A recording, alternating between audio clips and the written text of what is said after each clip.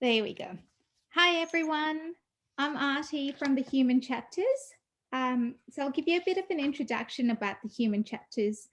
Humans are living narratives with a past, present, and future. These narratives constitute of a number of chapters across a lifespan. The aim of these conversations is to highlight a chapter of the narrative and unpack its connections to the other chapters. I don't really care whether people are natural storytellers, but I truly do believe every single person has a story to tell. So I'll do a bit of an acknowledgement to country. We acknowledge the traditional owners on the lands on which we are. We pay respect to their tribal elders, past, present, and emerging. We celebrate their continuing culture and we acknowledge the memory of their ancestors. So today's conversation is going to be with Mitthi, and I'll give Mitthi the floor. There you go. Thank you, Artie. So a bit about myself. My name is Mitthi Harshal. I'm from Singapore, but I moved to Australia a long, long time ago. And it has been a wonderful, wonderful country to live in. I haven't moved back since. And right now I work as a speech pathologist. Oh, beautiful. So we're going to have a bit of a conversation about your profession. So speech pathology. So Mitthi, tell us a little bit about what got you to become a speech pathologist. So when I was younger, I did many different things. So I did dietetics and I did special needs education. So while I was studying and working as a special needs teacher, because in Singapore, you're meant to be studying and working full-time as well. Study was part-time, work was full-time. I had the wonderful opportunity of working with a speech pathologist, an occupational therapist, a physiotherapist, a behavioral psychologist, because it was in a special needs school with so many different children with disabilities. I found the speech pathologist so inspirational. She taught me so much about language and how to communicate with the children, where I struggled trying to really understand the children that I was working with. She was inspirational. I would love to say her name here, Shireen. And just watching her work with my class students, I just thought, this is what I really want to do. I love communication. I love languages. I think all languages are absolutely beautiful. And for that reason, I thought becoming a speech pathologist would be so fascinating. All that decision was made in a year, less than a year. I decided to fly to Australia. I decided to just dive deep into speech pathology, and I haven't looked back since. And I usually change profession quite quickly.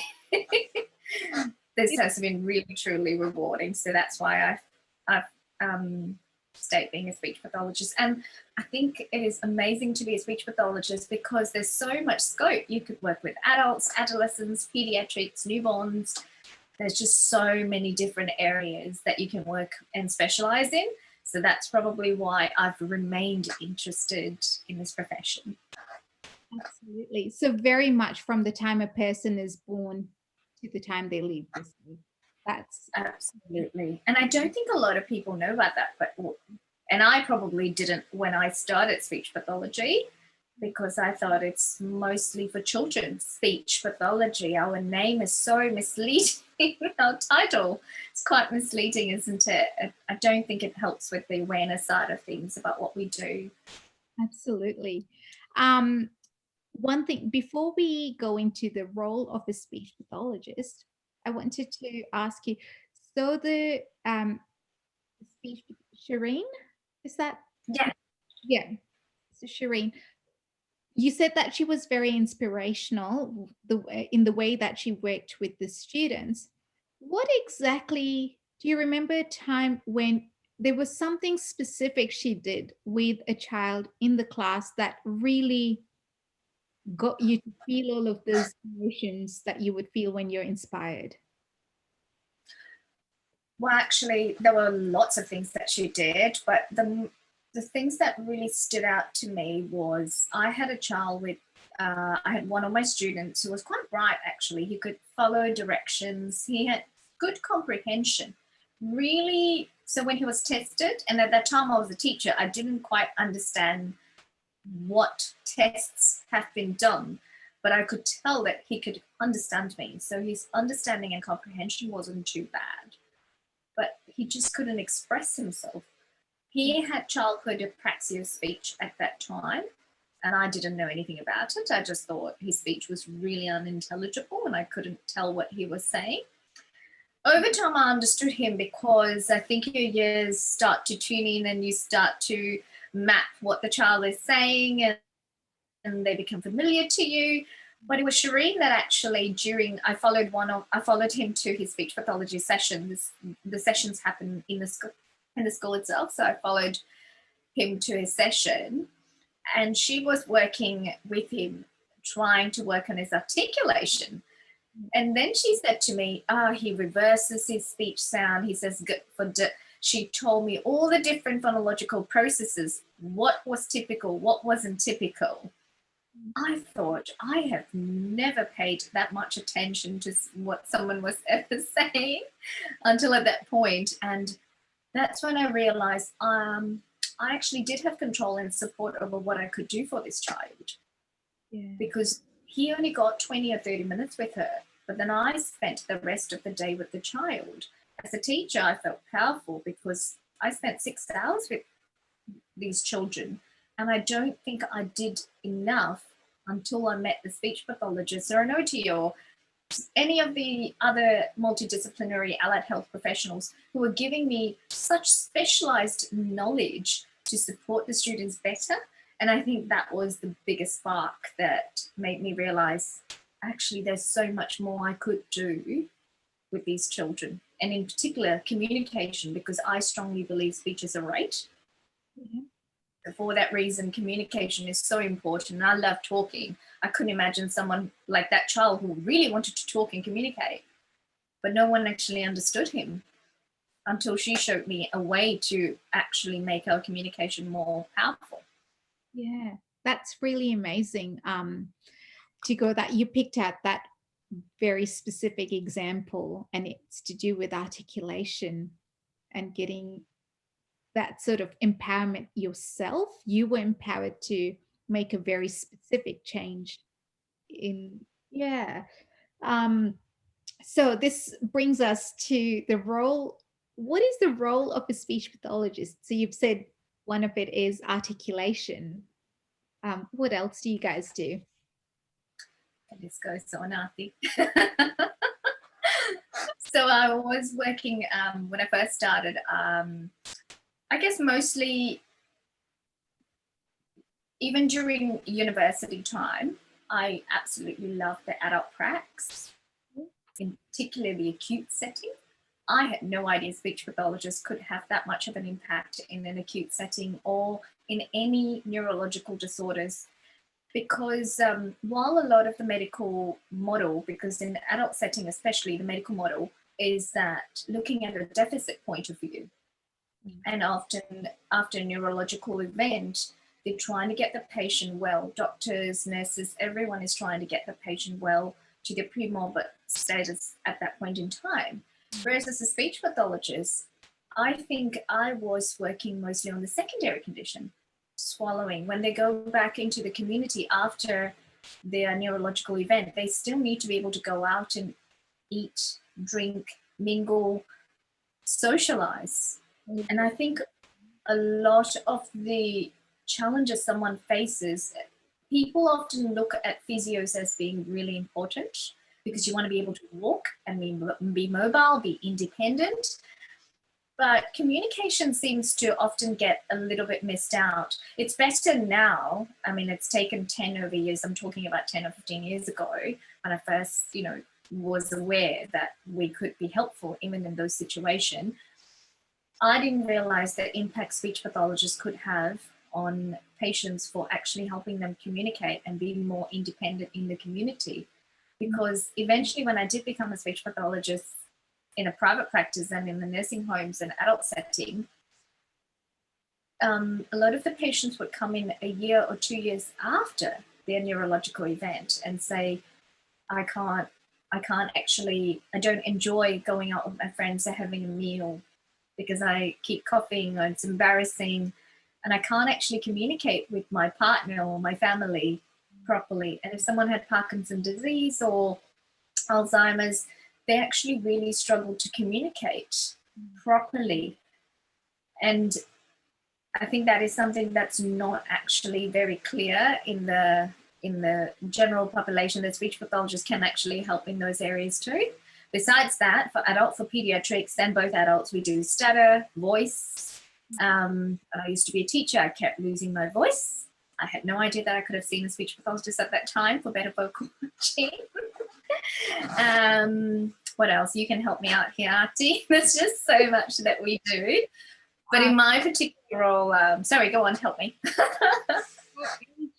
I always think of it in terms of, so there is speech, part of it, our actual production of sounds and the way we say words and sentences and all of that. So speech, the language, how do these words turn into sentences, and what constitutes a good sentence, a complex sentence, simple sentence. So, and the idea of understanding these sentences when someone says a sentence and being able to articulate our message with the true intent that we meant.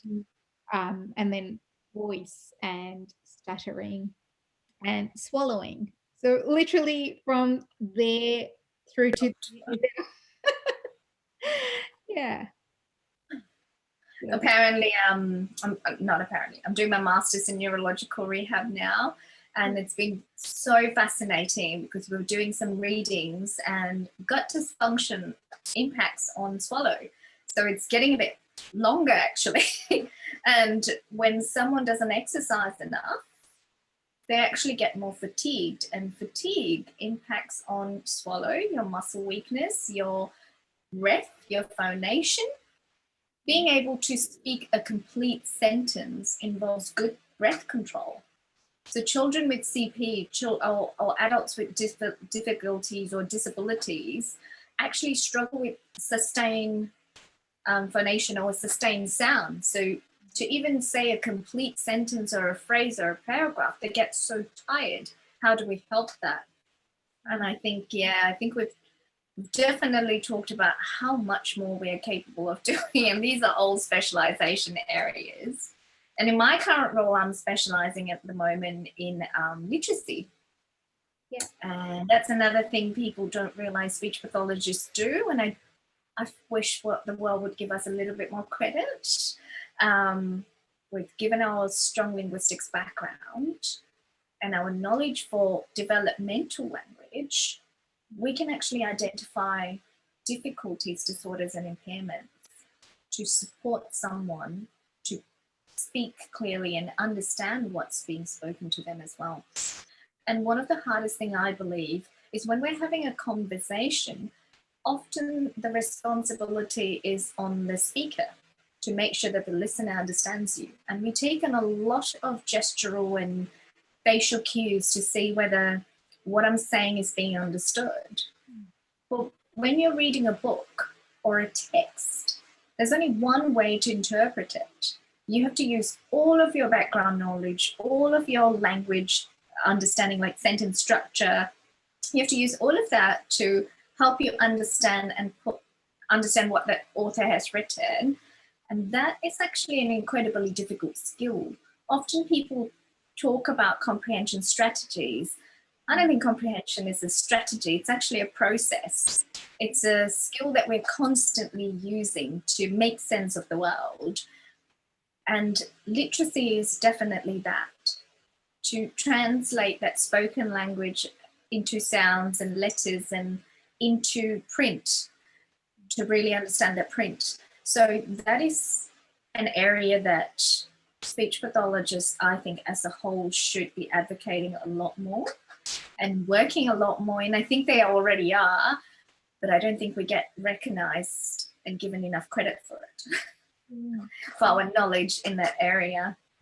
And I just want to add there, Mitthi, as speech pathologists also working in schools, when I first started, I didn't realize that's where our scope, or that's how far we stretched. It's learning more about it. I think as a profession, we are so dynamic, and it's an ever growing profession. If you can work with a human being from the time they're born till the time they die, that is a huge scope.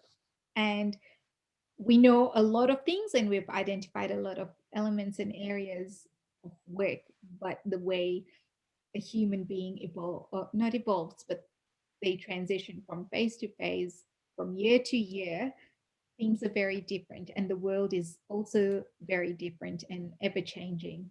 So that's where, I agree. yeah, it does go. So we talked about the role of a speech pathologist being, so you're working with communication, the different parts of communication in different settings. Acute, so you can work for our everyday listeners in everyday terms. What are the types of settings you find a speech pathologist in? Oh, tricky. Hospitals, schools, communities. Community, when I mean community, it could be a rehabilitation center, it could be a clinic, it could be in the disability sector as well. I think in a disability sectors, everyone's quite familiar with it.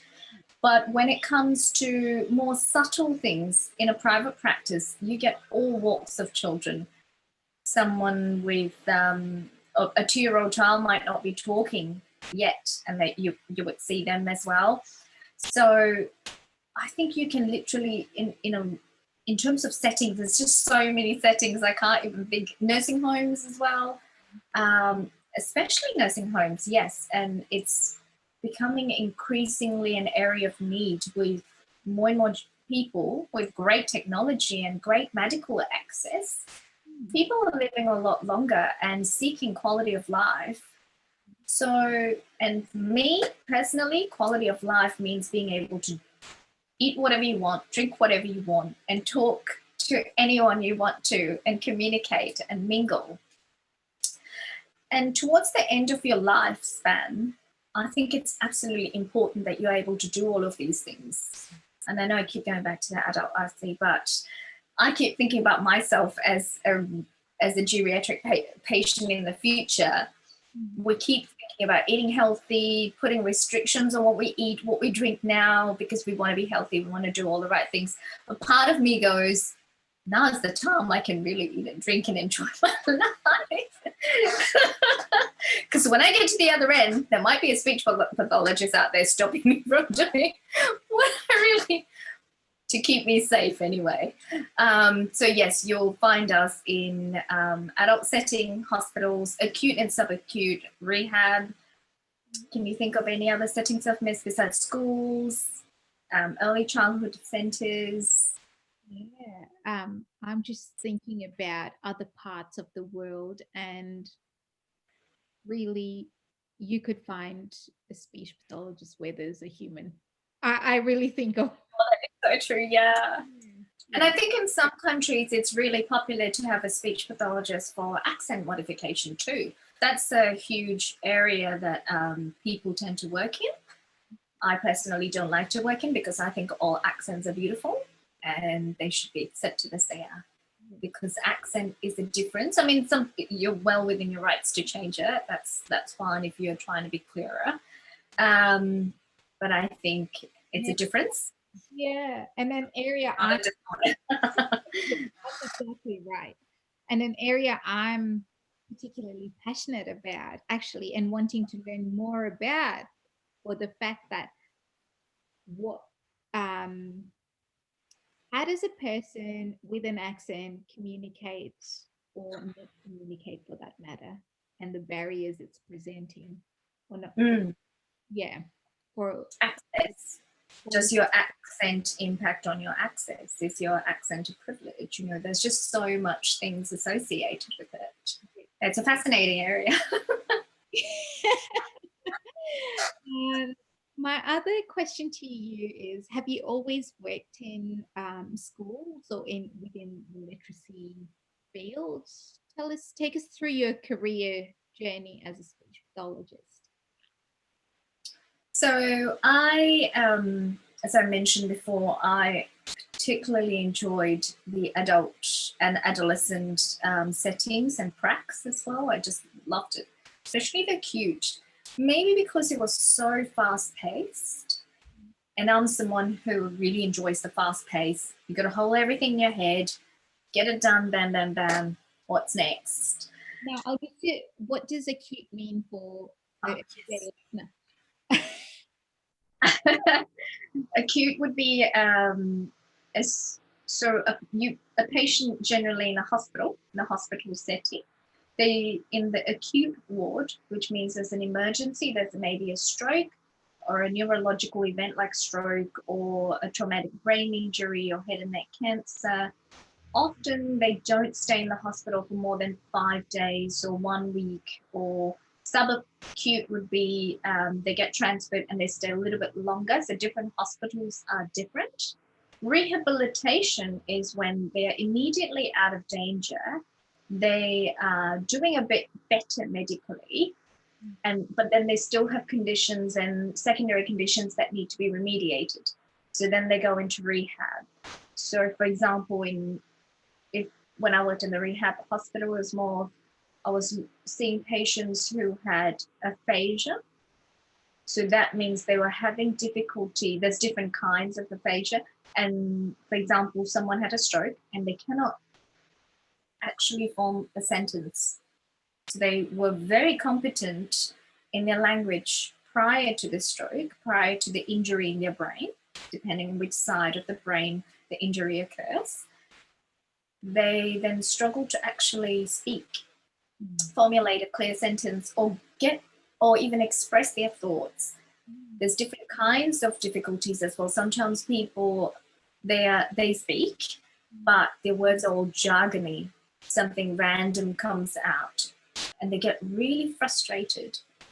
Because I remember a patient in particular, she was a lawyer. She was only 30 years old and she had a severe stroke that left her with global aphasia, which means she couldn't get anything out, almost very grammatical. She was struggling.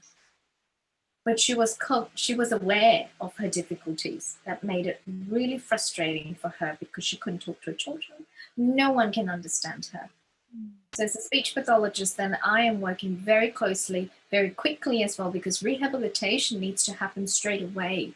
There used to be this belief system where we waited for a while, but you need to work straight away. Early rehab is really important. You can reverse, or not reverse per se, but you can improve a lot of their difficulties.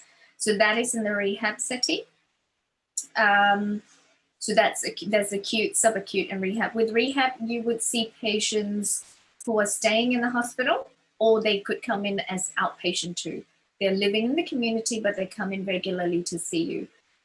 For me, I liked the acute because I had the patient for 5 days or 6 days, did swallowing and communication, and then they left and they got better. When they got better, they got discharged. So some of the most complex and difficult cases were often in the acute setting. And I just loved working with a pool of expertise. And there's always this sense of urgency. I think maybe fundamentally I liked to see results straight away. It's instant gratification. Whereas in rehab, it takes a little bit longer. And in the community, it can take a long time. It is definitely a lifelong support that you're offering. And in the community, as a community speech pathologist now, interestingly, I started off in the acute and I loved it. I thought, I really, really, really love this. I need to do something different. I need to do something that I'm probably less comfortable with. And lo and behold, it's been 10 years and I love it in the community. And in schools especially, I thought I would never work with children, but they've proved me wrong. Every day I turn up to work because I love the children. They inspire me so much. it's beautiful to see them grow and achieve their milestones. When parents come to us and say, oh, we're so concerned about them, and you're advocating for those little people with no voices of their own, because you know what they need and you can be there to support them. I think it's just wonderful. So I've worked in a range of settings, and right now I'm in the community working with children, mostly school-age children, because I work in schools and supporting teachers, principals, deputies, working with policies. So there's just so many different things, and it's a huge area of need in Australia. Given the literacy results, speech pathologists are optimally positioned to work in the education setting to actually put in place best practices for language and literacy for children, because it's actually detrimental not to provide them with the best practices, because often you don't see the real difficulty of the child until they are a little bit older, and by then it can be sometimes too late. They go into adulthood with difficulties, and that then spills into their job, the university, mental health. That's a big thing. So yes, I do love working in this community setting. Fantastic. Really rewarding. But before I say anything, because I love talking too. Okay, so the next question is, what are some common questions you get about your profession or what's the perception out there? What do people think you do? Oh, what people think I do. When I say that I'm a speech pathologist, they say, oh, wow. And I'm thinking, there's nothing so fascinating. I mean, my job is fascinating. But when every time someone says, oh, wow, I wonder what really is going on in their head. Because I think, and also a lot of my friends think that I'm paying close attention to what they're saying. I don't. I only do that when I'm assessing someone because they've asked me to. I think that's one of the misconceptions, that speech pathologists are always listening to people and how they're speaking and judging them. And in parties, not a very popular person because, oh, I don't want to talk to you. You might be judging me. No, I don't care, actually. I just want to talk to you. We're very understanding people. So a lot of the question I get is, am I speaking okay? I think, like you mentioned before, I don't think people actually understand that we pay a lot of attention to language, how someone actually retrieves a word, puts it into a sentence. The man bit the dog, 5 words. But if you said the dog bit the man, there's no change in the actual vocab, just the sentence order, just the order in which I've used those words. That changes the meaning. And I think that is actually incredibly difficult to spot in children and in adults as well when they have a language difficulty. I think language difficulty is such an area that people don't realize that we work a lot in. And in my schools, when I'm talking to the parent, when I'm trying to explain language disorder or language difficulty, they'll say, yes, my child's already seeing a speech pathologist. I say, great, what is she working on? Or he is working on, or they are working on. And the parent would say, oh, I think it's speech. But when you look at the report, it was actually not speech, it was language. Our title makes it look like we only work on articulation, and that makes it very difficult to actually have discussions about language. So I often educate my parents to say, when you take your child for speech pathologist, I would like you to ask the speech pathologist if they are working on articulation, which is the actual way we pronounce something, or the way we say our sounds, or is it language, or is it a stutter, or is it voice? There's so many areas that they could work on, and increasingly with funding and business models and the waiting list, there are structures in place in certain companies and organizations to only assess what the child has been referred for. So especially where I am in WA, if the child is referred for speech, they would only do a speech assessment because that's all you've been funded for. But the child has an underlying language disorder, which takes a lot more assessments, a lot more time, that may not be assessed or looked through. So I think the biggest challenge or the question that I often get is often surrounding articulation, very little with regards to all the other areas that we are actually specialized to support and we're trained solidly to give support for. That's an area of education that I'm always trying to talk about wherever I go. I'm like, no, I do more than that. I'm not just speech. Absolutely. Which actually brings me to the next question.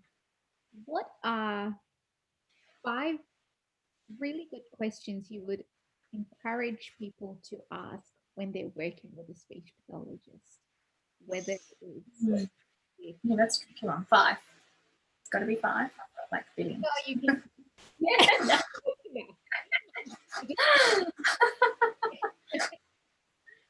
5 questions.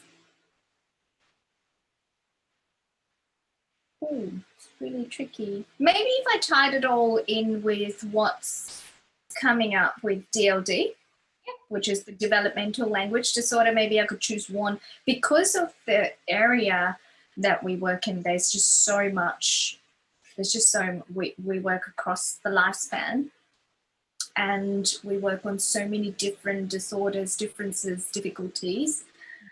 I thought developmental language disorder happens like to 1 in 14 children, or 1 in 7, 1 in 7, 1 in 2 in 4, 1 in 14, 1 in 7.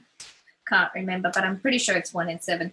I thought I would tie it in terms of if a speech pathologist, if you ever take your child to a speech pathologist, definitely get them to assess language and ask them all the questions you can for supporting a child to develop good language.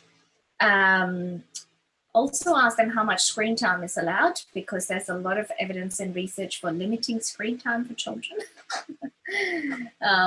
That's a huge one. I just wanted to talk about a bit of facts on DLD, if that's okay, RT, then I can tie it in. So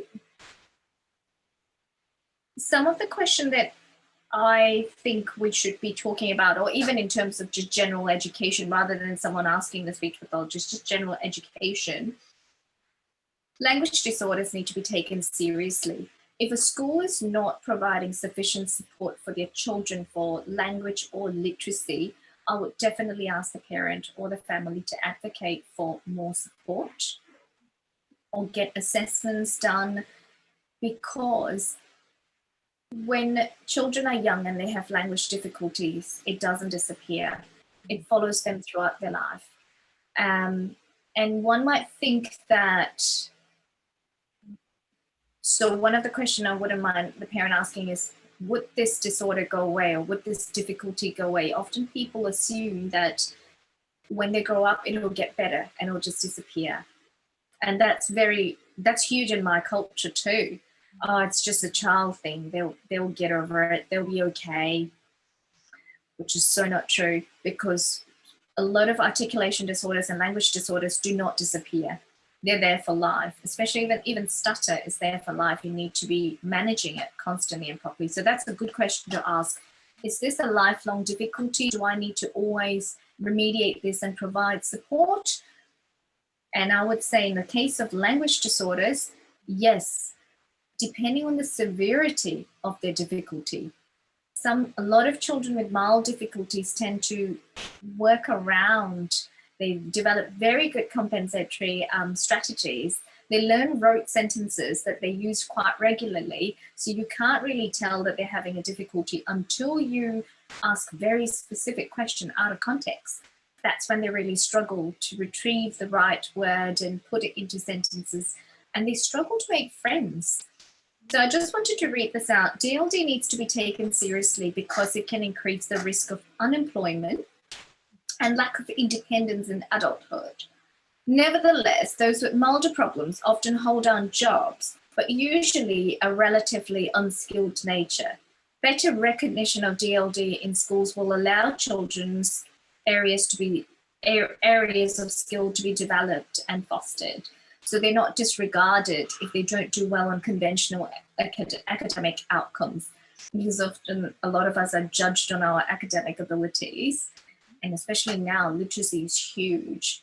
And the other thing that I wanted to talk about is asking support to not just speech pathologists, but to anyone about mental health and how this is actually affecting their children's mental health. Children with milder DLD show fewer difficulties. But in contrast, approximately 2/3 of children, which is 64% of children with persisting language disorder, exhibit some externalizing behaviors. So as they get older, withdraw, they're aggressive, it all gets put down to teens or hormones, but it's actually not true. They're just avoiding. They're incredibly frustrated. Their gap only widens, not necessarily get any better. So I think these are some of the things that parents probably need to be educated. So rather than people asking us the question, I feel like as speech pathologists, we need to be educating people about that as well. I personally think it's more my role to build the awareness.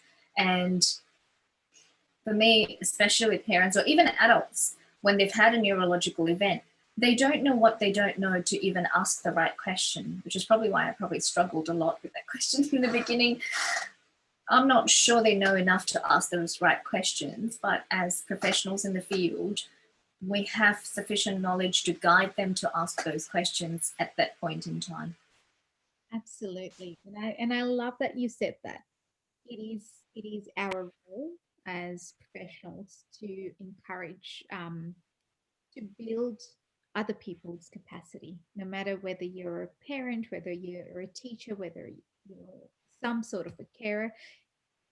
It is our job because we are the specialists in to be able to go, this is what the area of need is or where the challenge is. But this, I think we need to start doing a better job in talking about implications of what it's going to be like and how it's going to affect them at different stages of their life. Because if those points aren't connected well enough, then the education is not going to be good enough. Yeah, absolutely. And it's a huge issue. Dyslexia can be remediated, can be identified, and a lot of children who are actually instructional casualties, they haven't been given the right educational support, that they actually end up having literacy and language difficulties. And that's definitely our responsibility to advocate and educate and to support the parent to be the voice for their children. And we're moving towards this person-centered model and following the ICF, the modified ICF model. But I still think in the community, there's a long way to go in terms of actually applying this properly. There's a lot of support, a lot of resources, but it's not necessarily used adequately or efficiently to support the children. Yeah, that's right. And when we talk about, language or communication, such a complex area, right? It's so deep, it's so broad to start unpacking different things in terms of literacy and language and how we, communicating with others, interacting. There are such specific things we're looking at, and to be able to really get our voices heard would be absolutely fantastic. Oh, definitely. And I think there's some amazing speech pathologists out there who are doing a phenomenal job. And there's some key, and that's why there's just so much support out there. Fundamentally, even if you're a speech pathologist in a private practice working in isolation, there's still so much that they are able to achieve and do, which is just so amazing to watch. And which is why I think many years ago, the profession wasn't as popular, but now it is really popular because of how much we're able to contribute to the community. That's exactly right.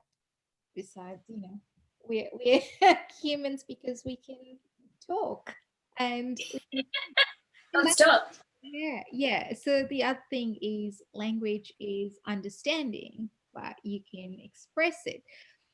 And then what goes on in your brain? You're constantly talking to yourself and you're thinking about different things, and you have your memories and thoughts and all of those different mental representations. Mm. Is, yeah, something we don't talk about too frequently, but yeah. Um, And that just reminded me as well, because one of the setting that I didn't mention is mental health, where speech pathologists are increasingly being asked to support with. Because I don't know about you, but when I'm very upset, I choke and I actually can't find my voice. It affects your voice, it affects your ability to put things together.